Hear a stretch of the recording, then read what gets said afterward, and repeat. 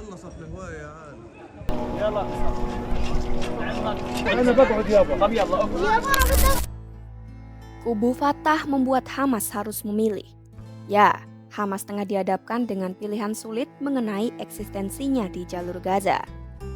Fatah telah meminta Hamas untuk meletakkan kekuasaan demi menyelamatkan warga Palestina di Gaza.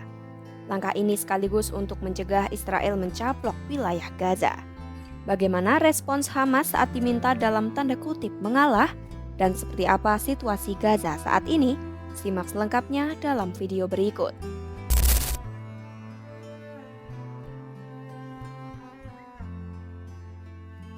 Dalam pesan tertulis kepada AFP, juru bicara Fatah, Mandr Al-Haik, mendesak Hamas untuk mundur dari pemerintahan di Gaza.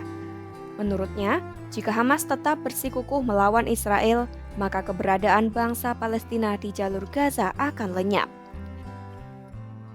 Untuk itu, Haik menegaskan Hamas harus menunjukkan kepedulian terhadap warga sipil di Gaza, terutama perempuan dan anak-anak.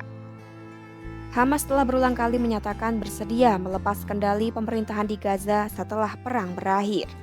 Akan tetapi, Hamas tetap menolak untuk melucuti senjata yang selama ini digunakan dalam perjuangan mereka. Artinya, Hamas bersedia mundur dengan tetap mengangkat senjata mereka. Hamas lebih mendukung gagasan pembentukan komite mandiri yang terdiri dari profesional dan teknokrat untuk mengelola Gaza pasca perang dan membantu rekonstruksi. Usulan ini disepakati dengan Mesir.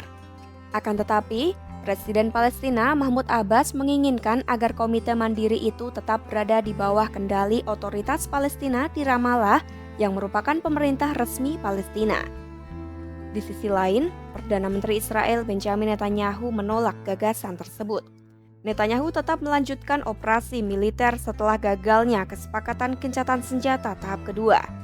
Israel bahkan mengancam akan menganeksasi sebagian Gaza jika Hamas tak membebaskan sandera yang tersisa.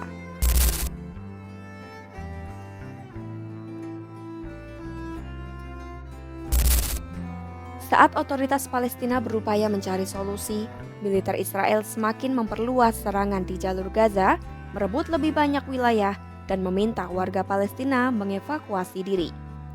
Israel mengeklaim operasinya mencakup wilayah tambahan di utara dan selatan Gaza, termasuk Beit Hanun dan Tel Al-Sultan di Rafah.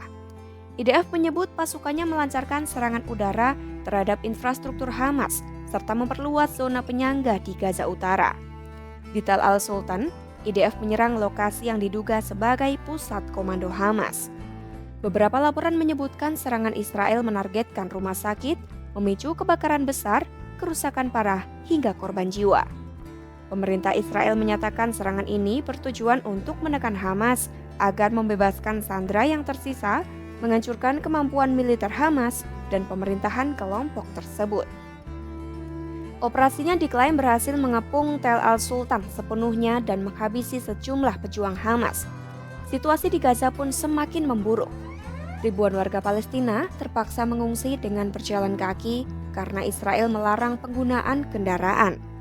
Sementara bantuan kemanusiaan terhambat akibat blokade sehingga tak ada pasokan kebutuhan pokok dan tenda untuk berlindung. Ditambah bulan sabit merah Palestina kehilangan kontak dengan 4 ambulans yang disebut terjebak di Rafah bahkan terluka.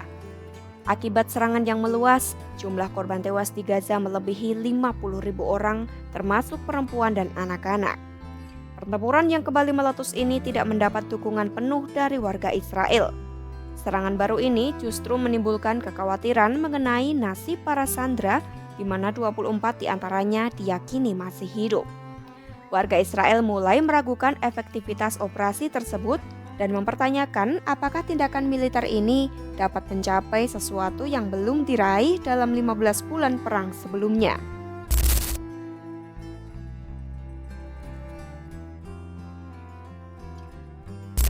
Melalui pernyataan di media sosial, militer Israel mengeklaim telah membunuh sejumlah pejabat Hamas dan Jihad Islam dalam operasi terbarunya. Mereka adalah Menteri Dalam Negeri Hamas, Mahmud Marzuk Ahmad Abu Watfa, Kepala Pasukan Keamanan Umum Hamas, Rashid Jachu, Kepala Pemerintahan Hamas, Issam Al-Dalis, pejuang utama dalam unit penyelundupan senjata Jihad Islam, Ismail Abdul Al-Aal, Menteri dalam pemerintahan Hamas Ahmad Amar Abdullah Al-Hatta, Kepala Pasukan Keamanan Internal Hamas Bahjat Hassan Muhammad Abu Sultan, Kepala Kantor Pengembangan di Komite Eksekutif Hamas Yasir Muhammad Harb Muka, Kepala Sektor Khan Yunis Aiman As-Salih, Kepala Komite Darurat Hamas di Gaza Muhammad Al-Jamasi, Pejabat Tinggi Hamas Osama Tabas, Kepala Kantor Perencanaan dan Pengembangan Hamas Salah Barwil, Wakil Komandan Hamas untuk Brigade Gaza Ahmad Salman Awid Simali, dan Komandan Batalion Sejaya Hamas Jamil Omar Jamil Wadia. Disebutkan Rashid Jahjuh adalah pejabat tinggi dalam Pasukan Keamanan Umum Hamas dengan Jahjuh sebagai kepala unit, sementara Atsali bertanggung jawab untuk Khan Yunis. Menurut IDF, unit ini bertugas untuk mengungkap kolaborator Hamas, melindungi anggota senior dan asetnya, menekan oposisi terhadap pemerintahan Hamas, dan menghasilkan intelijen. Jahjuh juga disebut mengawasi propaganda Hamas yang bertujuan memengaruhi opini publik di Gaza. Sementara Osama Tabas disebut sebagai pejabat tinggi Hamas yang memiliki berbagai peran penting. Jabatannya meliputi Kepala Intelijen Militer Hamas di Gaza Selatan, Kepala Unit Pengawasan dan Penargetan, serta Komandan Batalion di Brigade Khan Yunis. Tabas bertanggung jawab dalam merumuskan strategi tempur Hamas di lapangan, mengordinasikan intelijen sayap militer Hamas di Gaza Selatan, dan memimpin operasi serta kegiatan militer Hamas di wilayah tersebut. Otoritas Palestina meminta Hamas dalam tanda kutip untuk mengalah demi keselamatan warga sipil. Hamas bersedia mundur dengan syarat tidak akan melucuti senjata mereka. Sementara Israel jelas menolak syarat tersebut dan tetap melanjutkan operasi untuk menekan Hamas agar memulangkan seluruh sandera. Apakah ada jalan lain untuk penyelesaian konflik Israel-Hamas? Simak terus perkembangannya hanya di kanal YouTube Kompas.com.